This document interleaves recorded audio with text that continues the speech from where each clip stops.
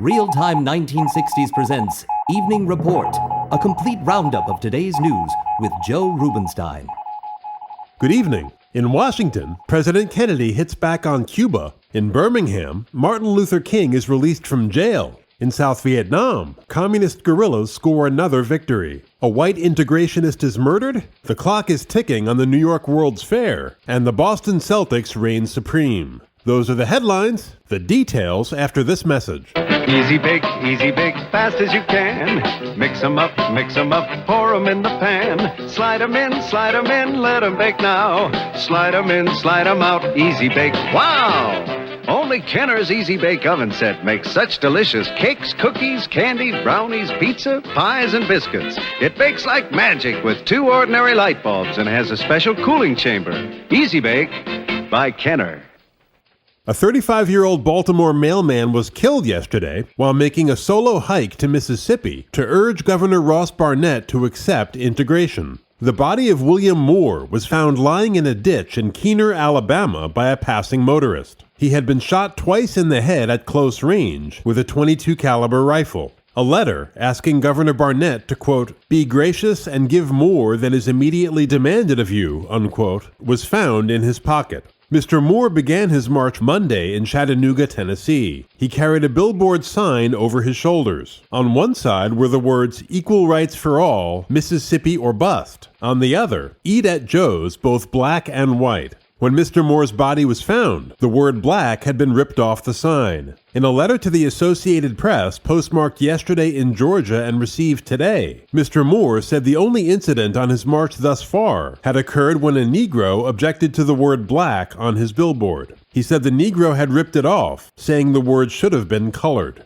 Just before he was killed, Mr. Moore was interviewed by reporter Charlie Hicks of radio station WGAD in Gadsden, Alabama, as he walked along U.S. Highway 11. The radio station had received an anonymous tip about Mr. Moore's location. In the interview, Mr. Moore said, quote, I intend to walk right up to the governor's mansion in Mississippi and ring his doorbell. Then I'll hand him my letter, unquote. Concerned for Mr. Moore's safety, Mr. Hicks had offered to drive him to a motel, but Mr. Moore had insisted on continuing his march. Today, Alabama Governor George Wallace, a staunch segregationist, called the killing a dastardly act and offered a $1,000 reward for the arrest of Mr. Moore's slayer. At the same time, state and county authorities began a massive search for the killer. At today's press conference, President Kennedy referenced the killing while explaining his refusal to withhold federal funds from Mississippi. The U.S. Commission on Civil Rights had proposed that action. Well, in every case that the Civil Rights Commission described of the United States government has instituted legal action in order to provide a remedy. The Civil Rights Commission gave a number of cases.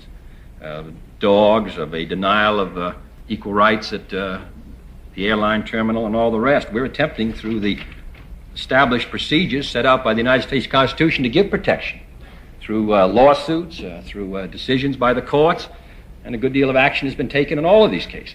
Now, it's very difficult. We had an outrageous crime, from all accounts, in the state of Alabama in the shooting of the postman who was attempting, in a very traditional way, to dramatize the plight of some of our citizens being assassinated on the road.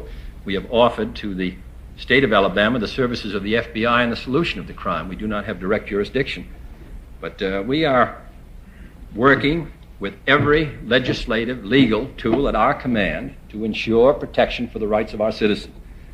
And we shall continue to do so. We shall also continue not to spend federal funds in such a way as to encourage discrimination.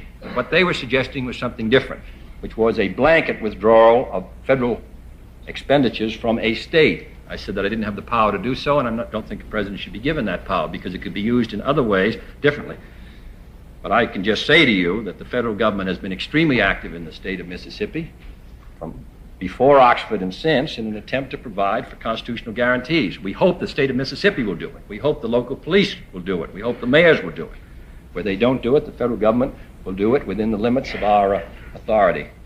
Meanwhile, in Montgomery, Alabama tonight, Attorney General Robert F. Kennedy told a news conference that the University of Alabama would be integrated. He made the statement on the eve of what he called a courtesy visit to Governor Wallace tomorrow. Mr. Wallace has vowed to defy any federal court orders to integrate the university. The Attorney General hopes to avert a crisis similar to one that erupted into deadly rioting last fall after the enrollment of James Meredith, a Negro, at the University of Mississippi. This country means anything. If our society is going to hang together at all, it's going to hang together because of law and observance of the law. And that's what we are interested in. This transcends the question of segregation or integration or desegregation. This is a question of law and order in the United States, number one, and number two, upholding the law of the United States.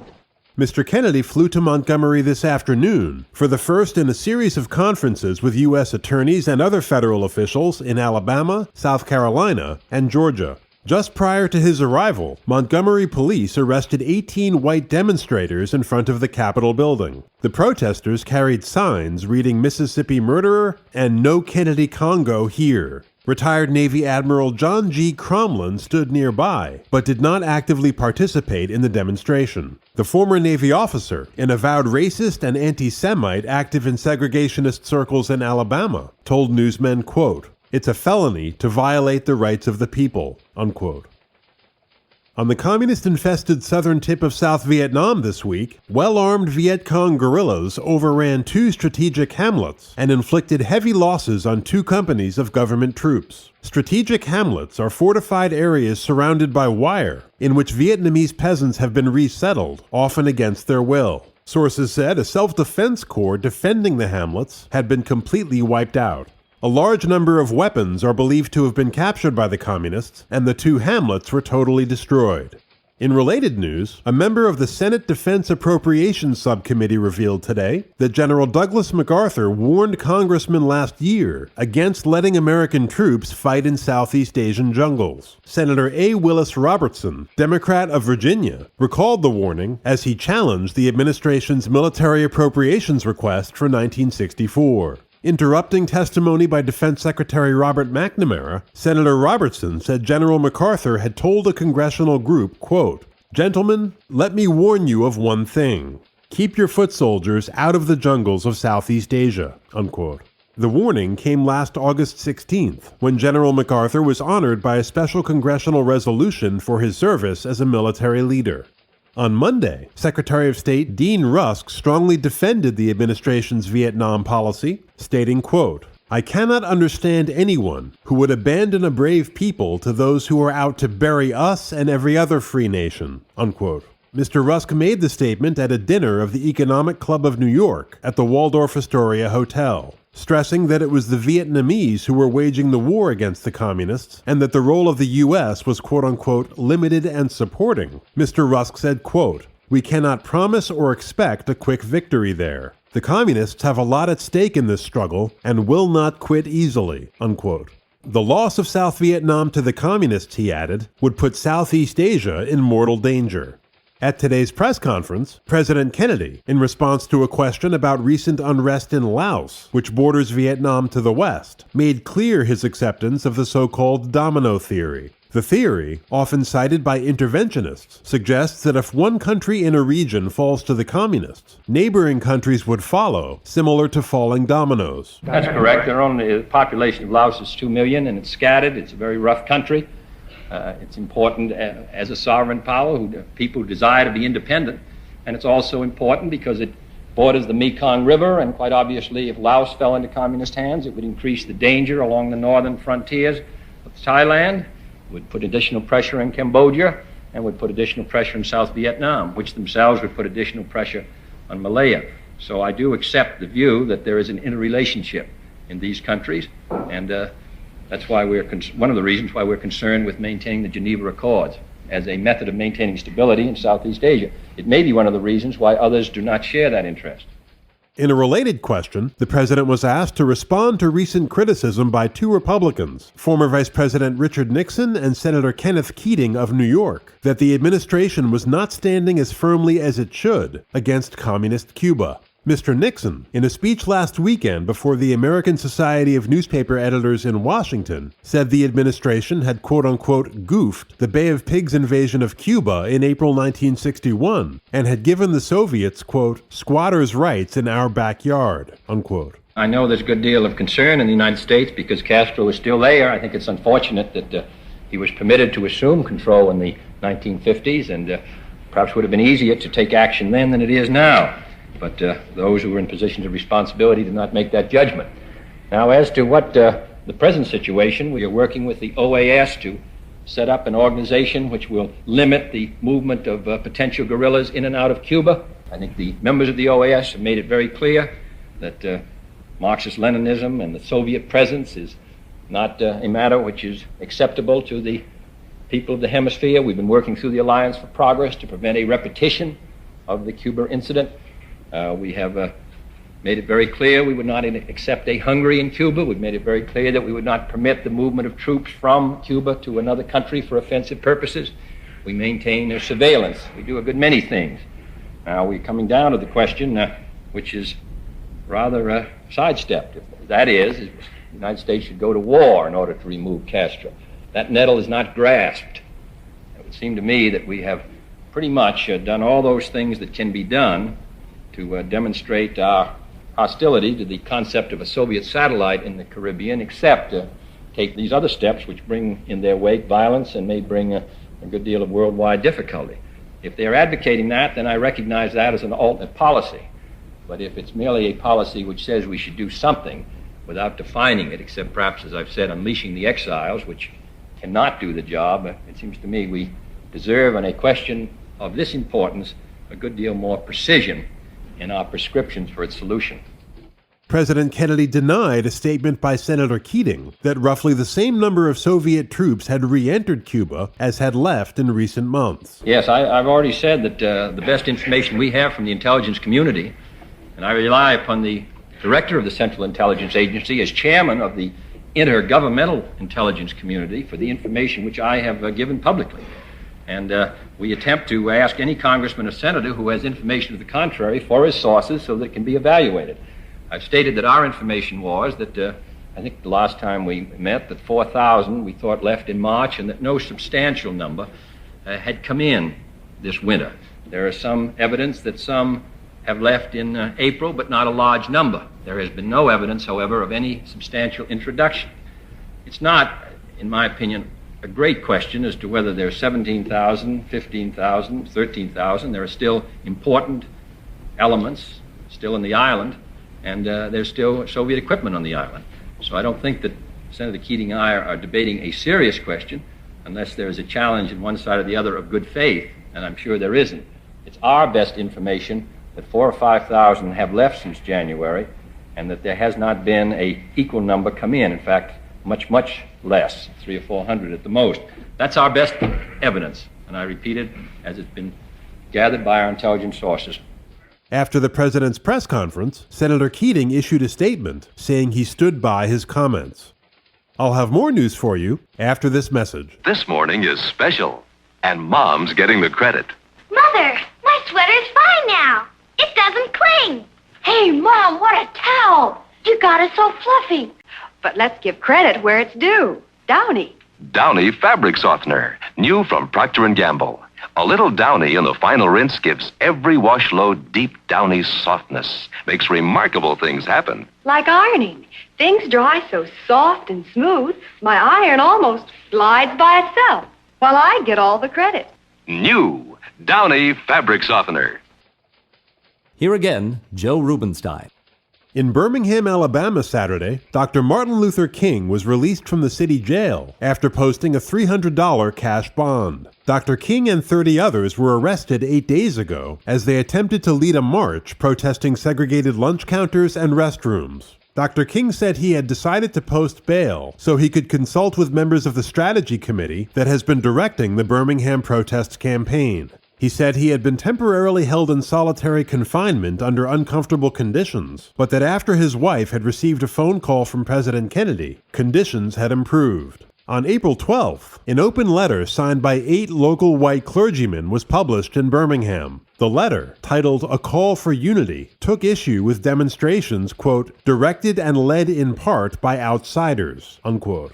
The term outsider was viewed as a thinly veiled reference to Dr. King, who composed a letter in response during his incarceration. In the letter, dated April 16th, Dr. King said, quote, injustice anywhere is a threat to justice everywhere. Whatever affects one directly affects all indirectly.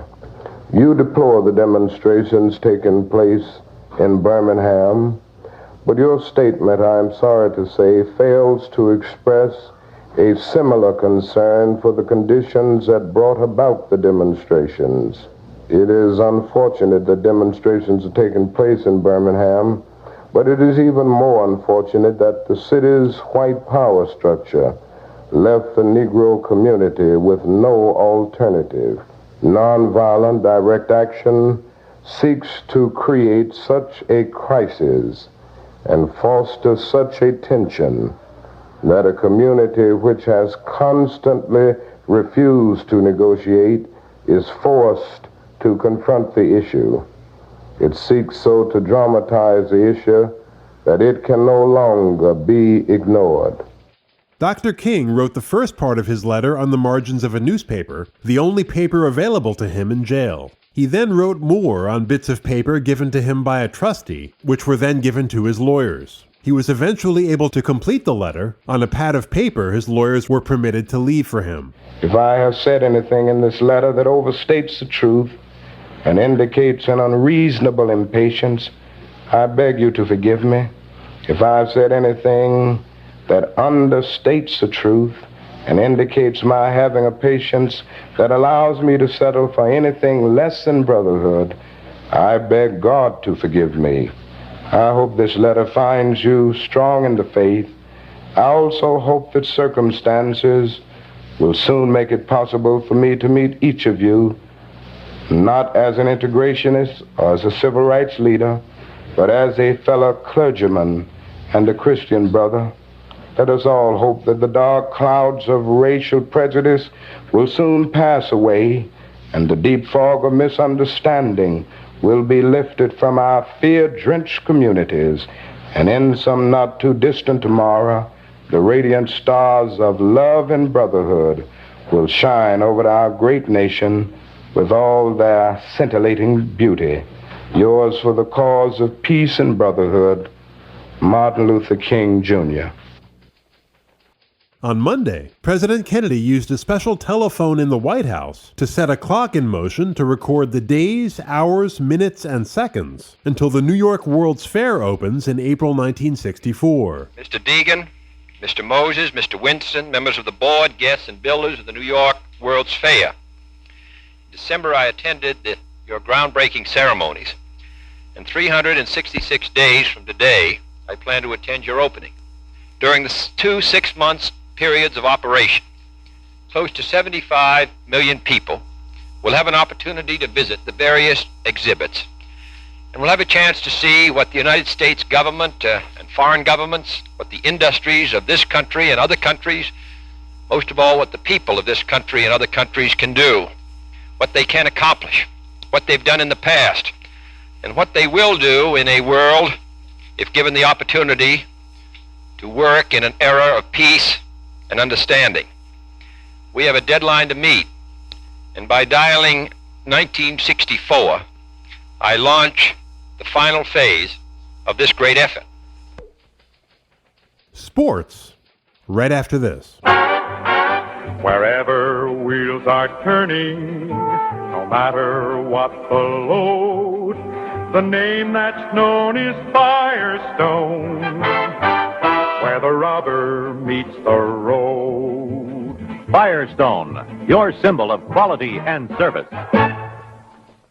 Bob Cousy played his final professional game tonight as the Boston Celtics kept their basketball dynasty alive in scoring their 5th straight NBA championship. before a record LA Sports Arena crowd of 15,521, plus 6,000 more watching on closed-circuit TV at 3 local theaters. The Celtics scored a 112-109 victory over the Lakers to close out the series in 6 games. Cousy started strong with 16 points in the first half, and then, despite an injured ankle, came back to help his tired teammates beat back a final Laker rush. But it was forward Tom Heinsohn who made the key play in the fourth quarter that snuffed out Laker hopes. The Lakers, down by 12 when the quarter began, scratched and clawed their way back into contention, and with 2.5 minutes remaining, were behind by just 2 points. After Tom Sanders fumbled a Cousy pass out of bounds, Laker guard Jerry West had the ball. 2:30 to go in this game.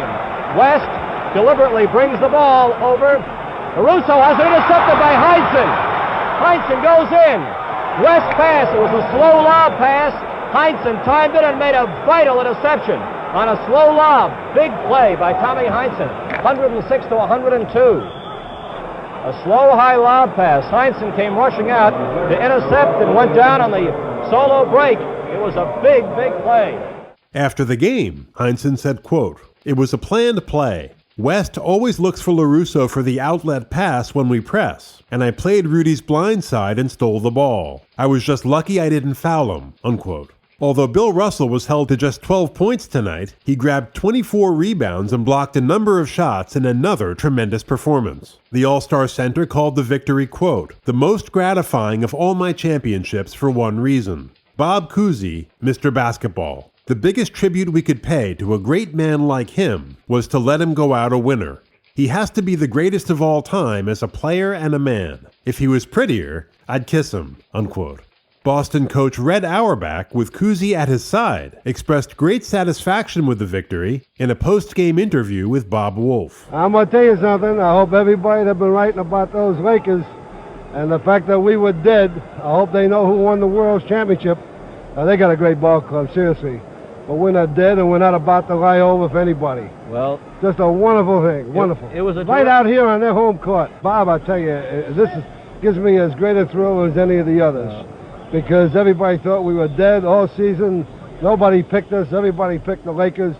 But like I always say, a champ is a champ until he's beaten. Of course, that Russell's tremendous. Yes. Oh, see everybody back in Boston.